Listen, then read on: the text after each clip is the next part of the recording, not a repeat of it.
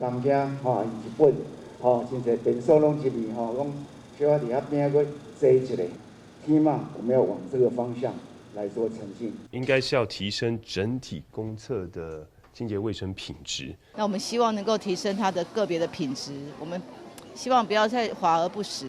陈市长提出公共便所换免治马桶的政见，其他候选人是看法无同，佮因为宣传画面抓出偷看风波，事后伊嘛回失咧，强调是要让便所更较优先，但民众安怎看？在公厕装免治马桶是适合的。是不大适合，但是也是方便啊。不需要免治马桶啊，这公共不好维护啊，这各方面啊，哈。准备酒精喷液啊，或酒精棉片，或者是那种一次性的那个纸啊，那个就很好啦，不用用到免治马桶啊。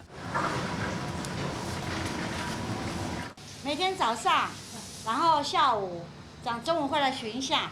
清洁人员认真摒扫，这是台北公园的便所，目前全部拢是普通马桶。固定人员伫遮一天清洁4届，就惊使用者会感受歹，因为多数民众重视的是便所的清气，无气味胜过马桶的好歹。嘛有人建议考量防疫、抗酒精、消毒棉片，佮有温湿、安全性，甚至优先性别的考虑，拢更较重要。如果说我们的厕所的设计都是以男女做区分，那么但是我们其实在家里上厕所的时候，也就是一个马桶。那所以为什么我们去上厕所是以性别来做区分，而不是以你的使用来做区分呢？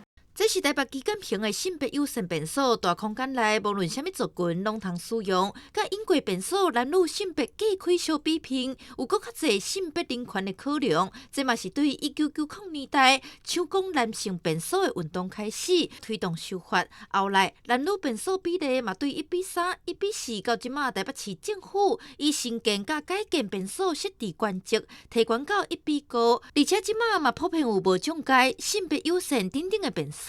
不过安尼敢有够啊？我觉得去日本几乎每一个公园、每一个景点都有亲子厕所，可我觉得台湾比较少。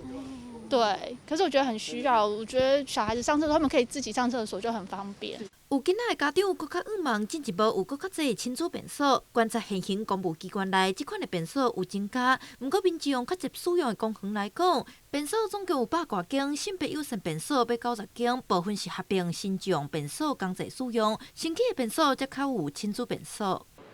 共融，可是我们也要考虑到说，是不是有在这个法令上、限制上有需要优先使用的族群。毕竟无同年纪，也有无同需求，敢若会当尽量满足。便所看起来约定市真大雅之堂，但其实是市民逐工拢会使用到的，嘛拢会有深刻感受的人生大事代。市长候选人敢看得到民众的需求？记者陈文丽台北采访报道。